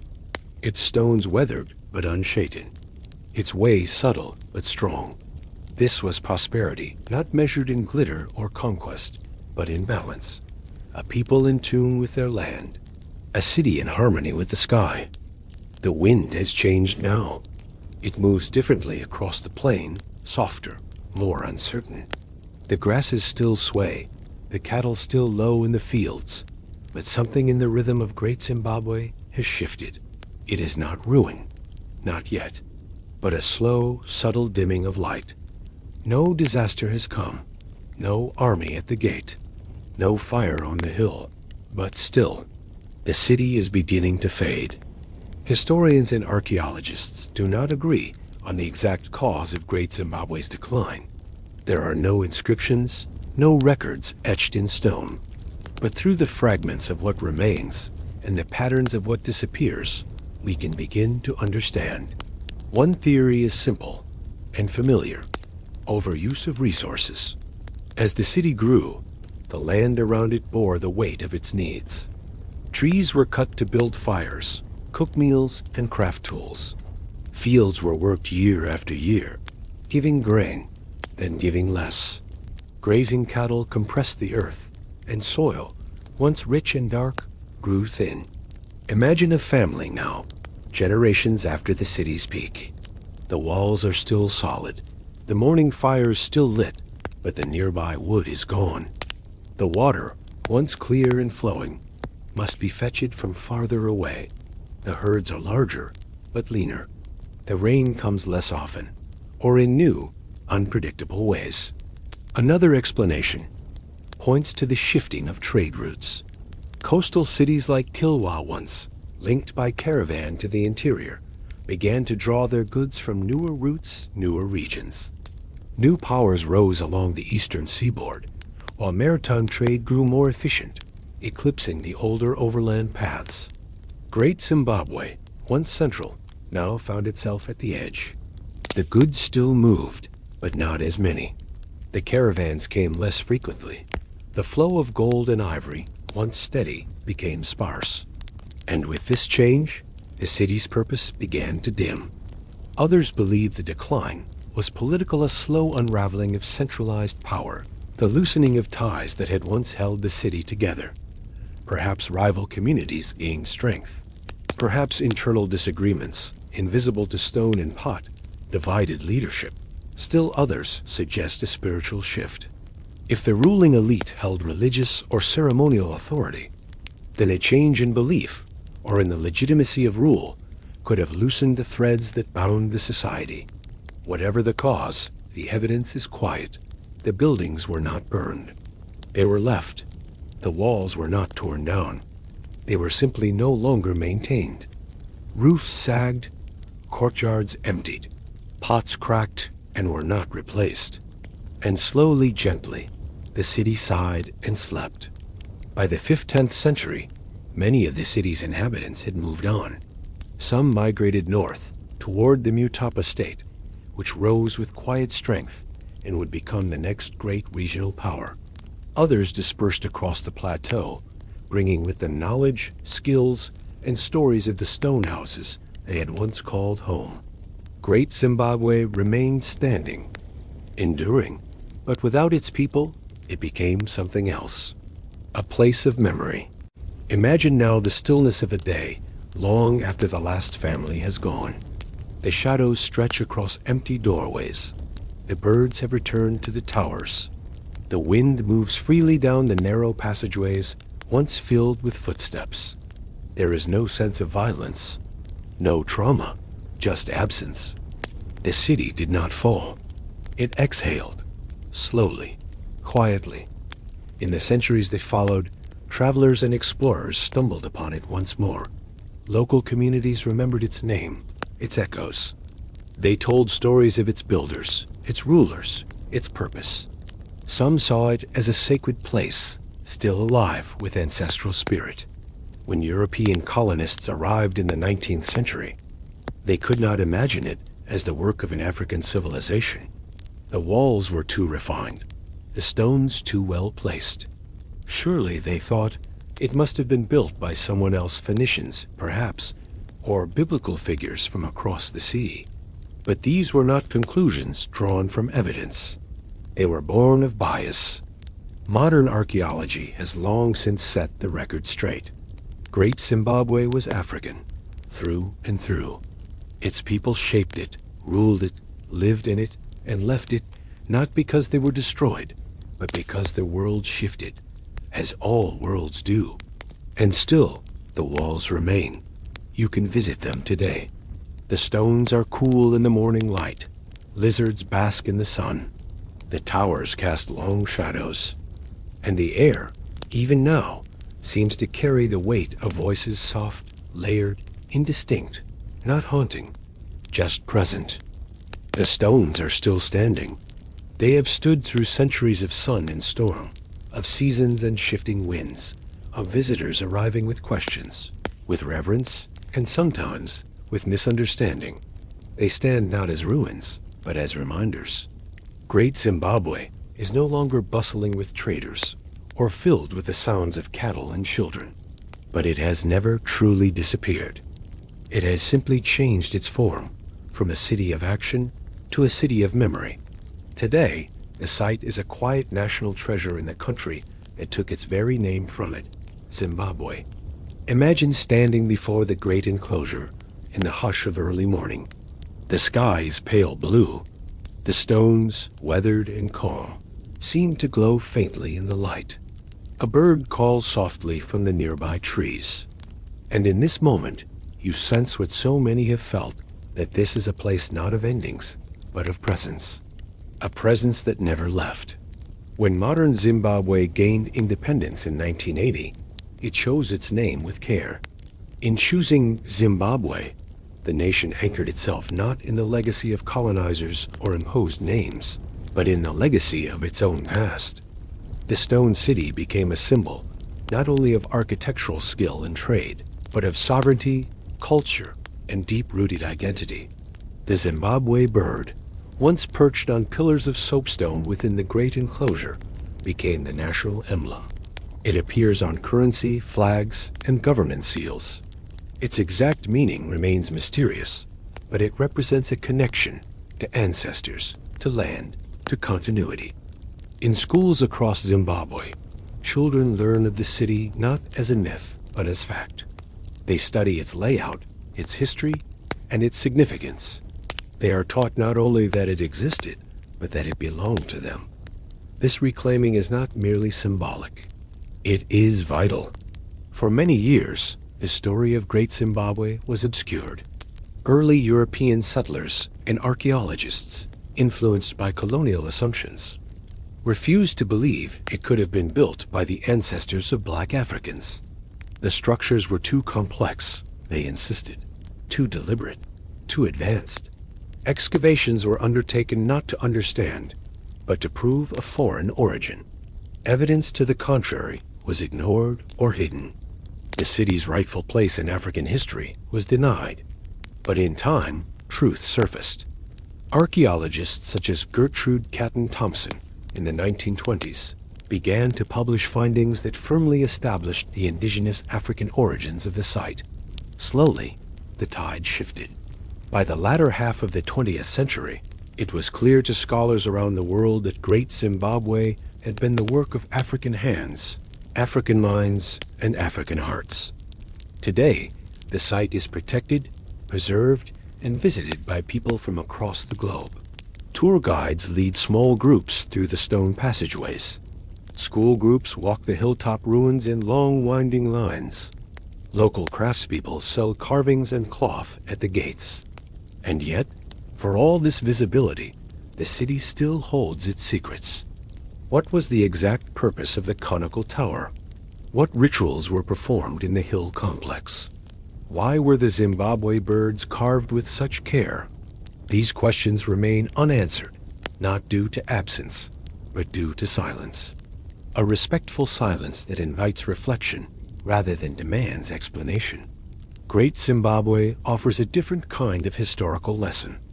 It tells us that greatness does not always announce itself loudly, that power can be soft, that endurance can be found not in conquest, but in quiet skill and patience. The walls were built without mortar. The blocks were shaped by hand, lifted and placed with intention. Over centuries, they have shifted slightly, bowed gently, and weathered. But they remain. Imagine the same scene in another time. The sun is setting now. Shadows gather along the curve of the enclosure. A breeze moves through the grass. Somewhere nearby, a child sits beside a grandmother who is telling a story of kings and stone birds, of gold and travelers, of a city that once hummed with life. The child listens, not with urgency, but with wonder. And so the story continues, not just in textbooks or museums, but in living memory. Great Zimbabwe is not just a relic, it is a foundation. A reminder that African civilizations have always shaped their world quietly, skillfully, enduringly. And perhaps most comforting of all, it did not fall. It simply changed, like the shifting of a season, like the closing of a book whose story still lingers. As we leave the stone city behind, the echo of its presence stays with us. Our final journey will take us into the dense and silent jungles of the Andes, a city hidden not by wind or desert, but by trees and mist. Our next destination is one of South America's most elusive legends, the lost Incan city of Paititi. The forest is alive but quietly. Imagine the sound of distant birdsong echoing high above in a canopy, mingling with the rustle of leaves shifting in the windless air. Beneath the green, soft moss carpets the stone, and vines trail lazily from unseen heights. The humidity is thick, but gentle, like a warm mist wrapping softly around you. Somewhere in this jungle, they say, is a city, not built on open plains, nor beside vast rivers or towering peaks, but hidden deep within the trees, cloaked in silence. and rich in a kind of legend that grows slowly, year after year, like roots burrowing into the dark soil. This is the city of Paititi. Unlike El Dorado or Ubar, Paititi is not entirely a product of foreign imagination. Its name arises from indigenous Andean traditions, particularly among the Inca and their descendants. To those who still live in the valleys of Cusco, Madre de Dios, and Beni, the story of Paititi is known. Not necessarily believed by all, but respected, repeated, carried forward like a half-remembered song. The story begins, as many do in the Andes, with the fall of Cusco. In the 1530s, the Spanish, led by Francisco Pizarro, arrived in the highlands of Peru. What they encountered was a civilization already bruised by internal conflict and plague, but still formidable. The Inca Empire, at its height, stretched across vast distances from the Pacific coast to the Amazon, from the deserts of the south to the snowy peaks of Ecuador. Its capital, Cusco, was a city of stone and gold, of temples and precision. Its roads wound like arteries through mountains and valleys, and its rulers, known as Sapa Incas, were treated as gods in human form. When Cusco fell, it was not the end of the Inca. Instead, it was the beginning of a quiet resistance. Some Inca nobility fled into the jungle, seeking refuge in remote places where the Spanish could not follow easily. The Vilcabamba region, to the west of the Amazonian basin, became a stronghold.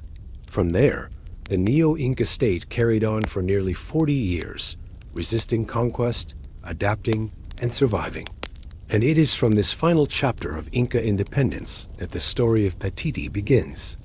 According to oral tradition, the Inca, before their final surrender, sent their most sacred items, their golden effigies, ceremonial regalia, and preserved knowledge deep into the eastern jungle, to a hidden city that had always existed on the empire's edge.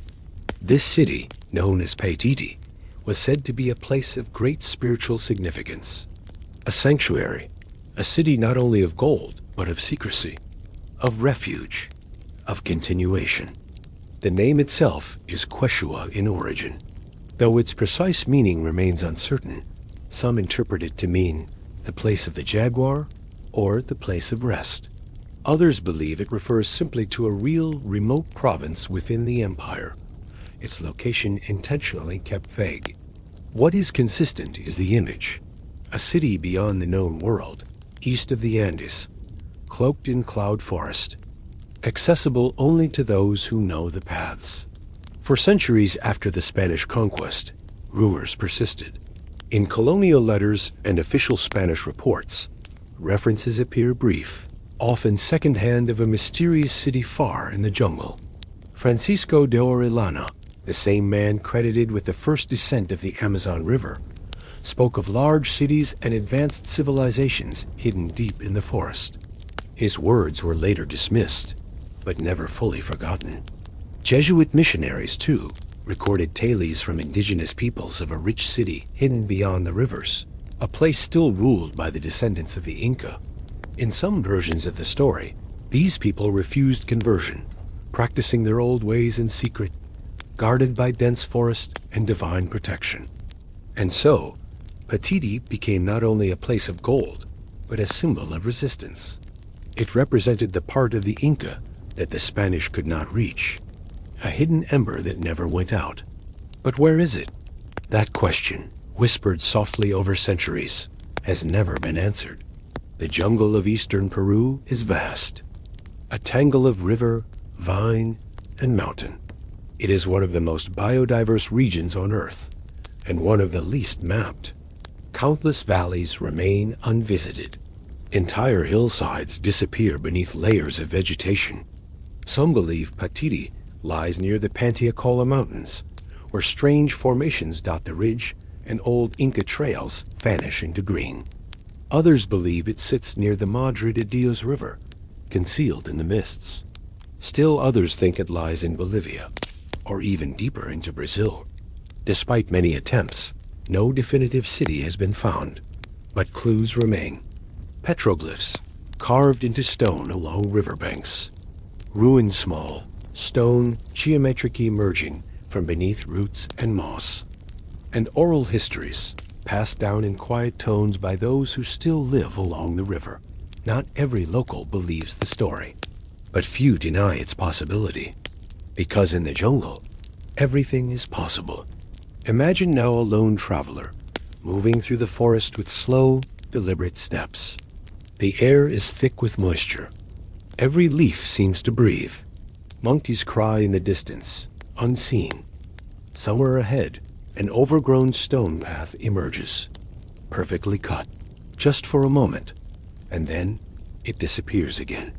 That is the shape of Paititi, not a city to be seen, but one to be sensed. It is late afternoon now. The clouds have gathered high above the canopy, a soft gray blanket touched with gold. The forest below is still heavy with moisture, but hushed. Somewhere in the quiet, we follow the faint suggestion of a path. Not a road, not a highway, just a careful track, carved by time and remembered by footsteps long vanished. We come slowly upon the edges of a hidden city. It is not a city of grand towers or high stone walls. There are no gates to pass through, no guards at the entrance. Only a feeling subtle, but unmistakable, that this place is different. This is Paititi, or the idea of Paititi. Imagine it now, not as myth or exaggeration, but as a functioning sanctuary, a city not built for conquest, but for continuity. A place carved into the mountainside and forest floor, with a last Inca, or perhaps a sacred order of priests and caretakers, came to protect what was most precious. Structures rise gently from the ground, built in the Inca style. Carefully shaped ashlar stones, fitted without mortar, form low walls, terraces, and steps. Their edges are softened by moss, by time, by the slow press of the forest. Each building is purposeful. A storehouse, perhaps, for sacred regalia feathers, gold discs, ceremonial cloth. A temple, its door perfectly aligned with the sunrise on the solstice. A garden, wild but guided, where coca and maize grow side by side in raised earthbeds bordered by stone. There is no gold on display. It is hidden, buried, preserved in alcoves or beneath cairns. What matters most here is not what can be seen, but what is remembered. Paititi, in this vision, is a memory turned inward. The people here are few in number: priests, caretakers, perhaps descendants of royal lineages who survived the fall of Cusco. They speak softly, in Quechua, or a dialect now forgotten. They do not dress in splendor. They live close to the earth, to the trees, to the water. They do not need walls, for they are protected by distance, by myth, by reverence. Life here follows a slow rhythm. In the early morning, dew drips from the ferns. Birds call in slow, fluting tones. The sun breaks through the mist in golden rays, illuminating terraces carved into hillsides, where vegetables grow with quiet devotion. By day, they tend to the sacred, not just the material, but the intangible rituals passed down, songs sung at thresholds, offerings made not to appease, but to honor. A handful of priests gather before a carved stone, a waka, a sacred object, its meaning known only to them.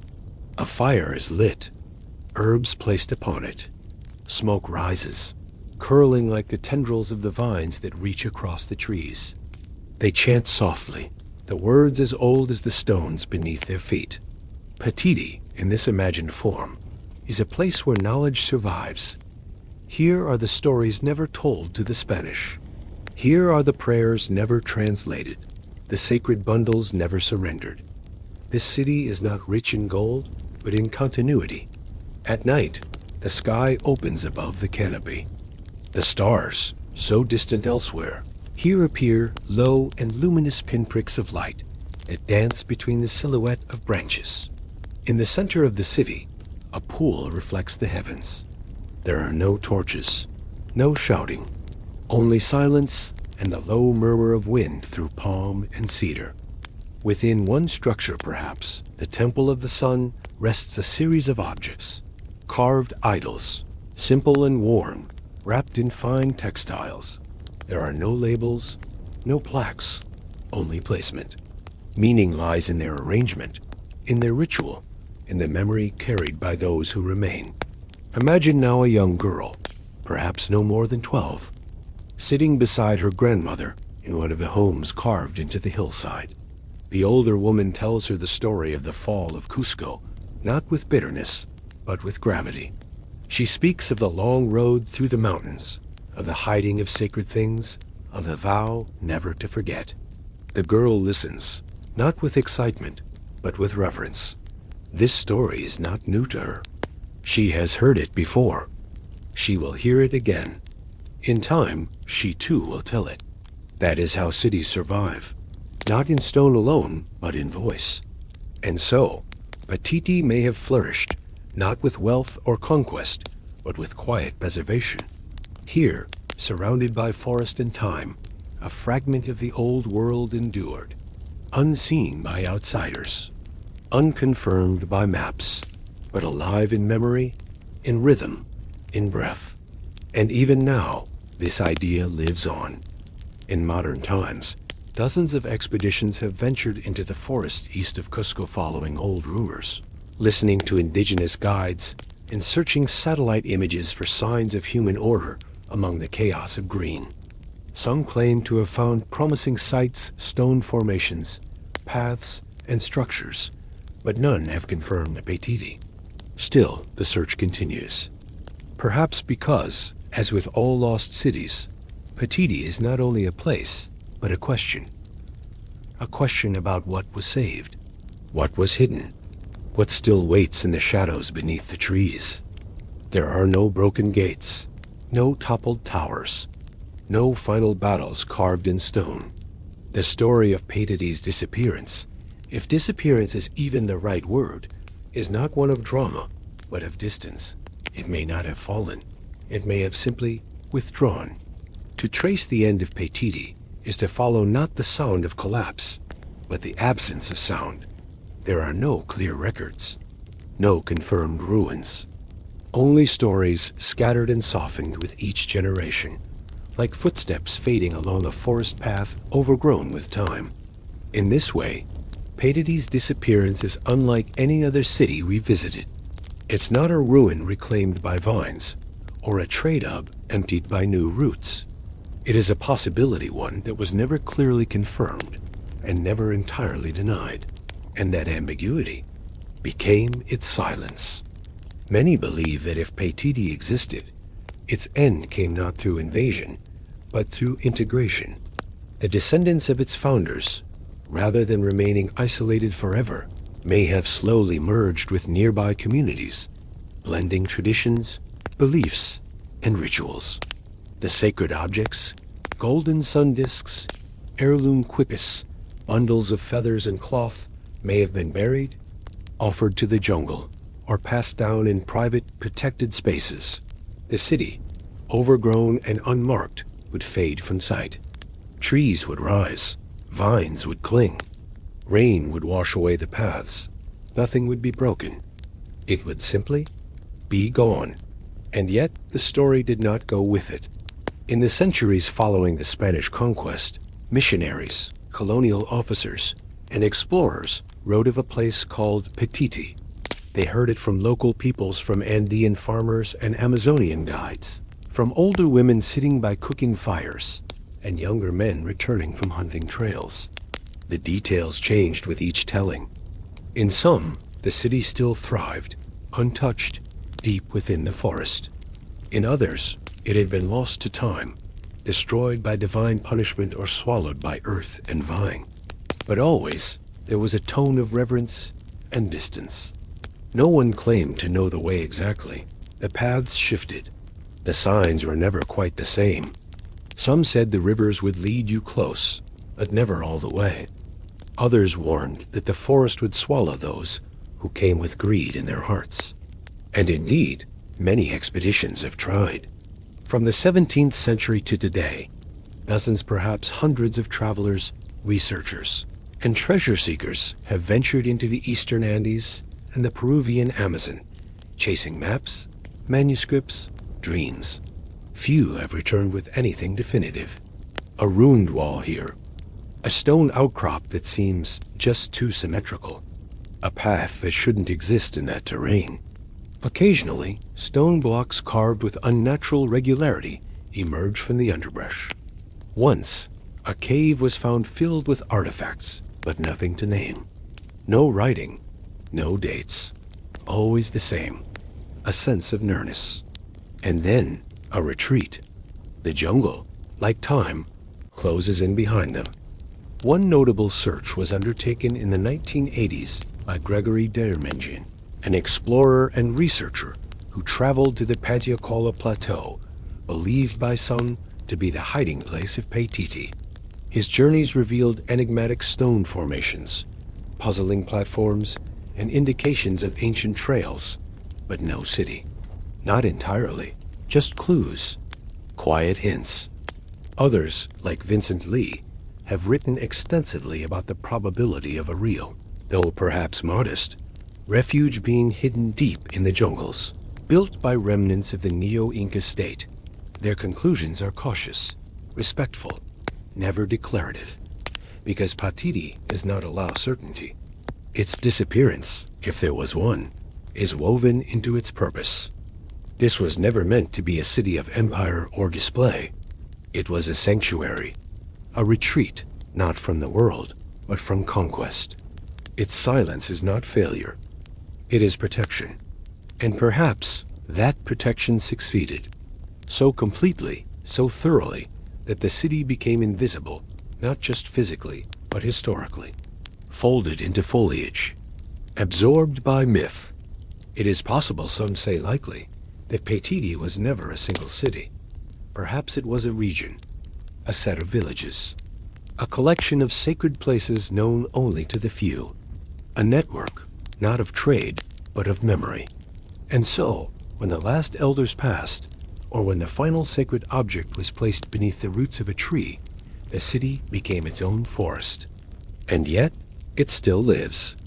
In every retelling, Paititi returns, if not as a place to visit, then as a place to ponder.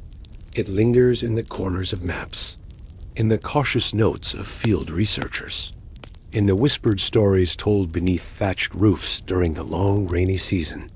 Disappearance, in this case, does not mean loss. Paititi's power lies in its elusiveness. It has never been found, and therefore it has never been fully conquered, never corrupted, never transformed into spectacle. It remains intact, somewhere between soil and sky. Night has fallen in the forest. The leaves no longer rustle. The birds have quieted. A deep hush has taken hold, broken only by the faint drip of water from moss-covered branches and the occasional shifting of some unseen creature far off in the canopy. The stars, though largely hidden above the dense leaves, still press their gentle light downward. And somewhere, beneath it all, lies a story still unfolding. Paititi, whether it was ever found or not, lives on.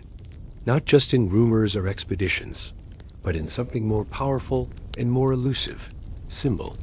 It is no longer simply a city, real or not. It has become a way of thinking about the past, a lens through which we view the hidden, the preserved, the sacred. In Peru and Bolivia, among the indigenous peoples of the Andes and the Amazon, Paititi is still spoken of, not loudly, not frequently, but with a respectful awareness. Some see it as a real place one that must be protected, even from discovery. Others see it as metaphor and expression of what was kept safe when everything else was taken. In this way, Paititi is a city of resistance. Not resistance with weapons or walls, but with memory. It represents what survived the fall of an empire. The whispered language, the preserved ritual, the knowledge passed in darkness. The things that were too sacred or too fragile to share openly in times of conquest.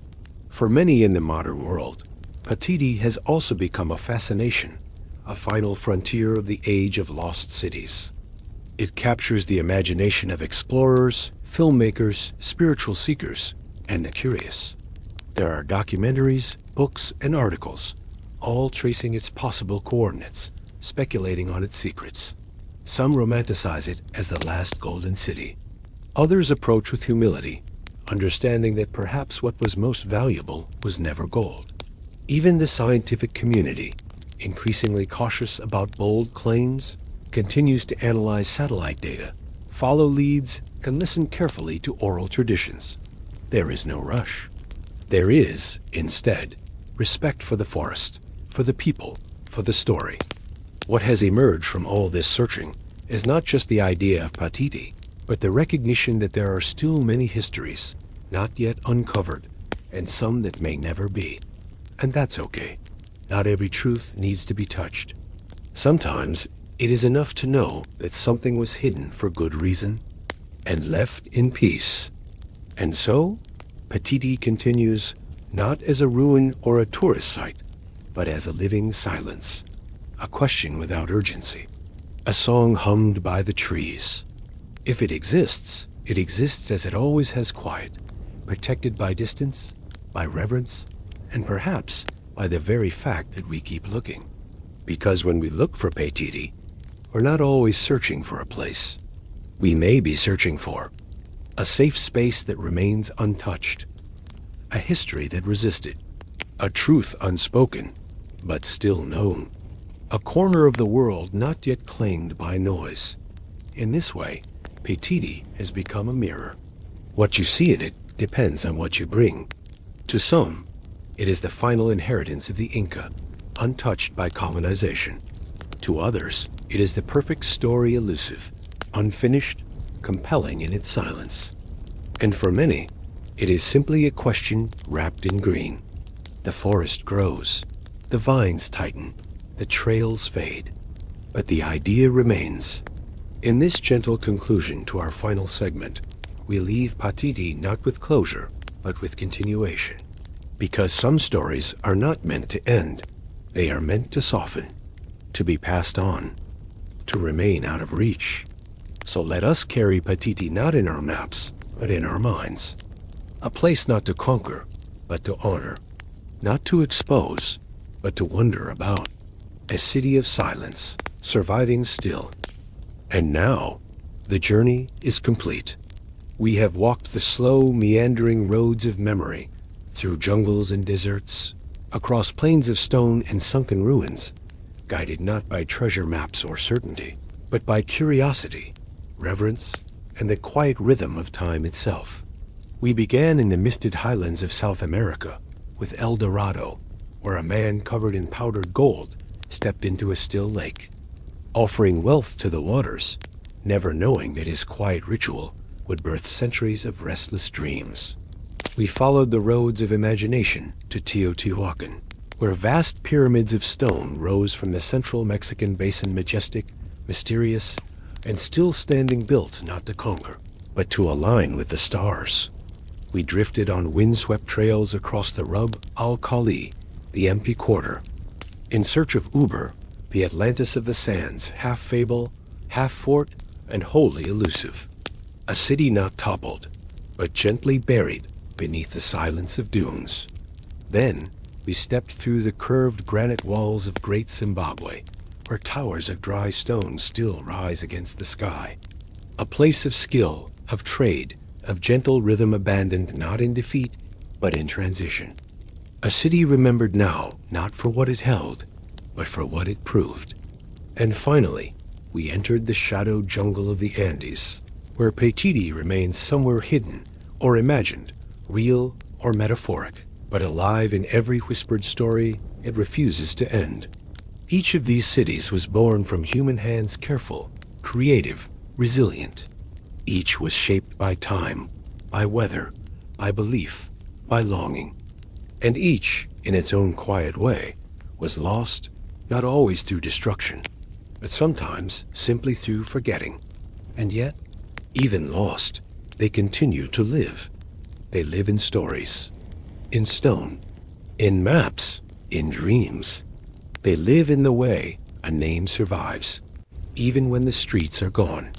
They live in the feeling of standing among ruins and sensing something beneath the silence. As we close this long, slow journey, allow your thoughts to drift, not with urgency, but with gentleness. Let the dust settle softly on the roads we've walked. Let the winds grow still in the alleys we imagined. Let the fires of old hearts burn low, their smoke curling slowly into the darkened sky.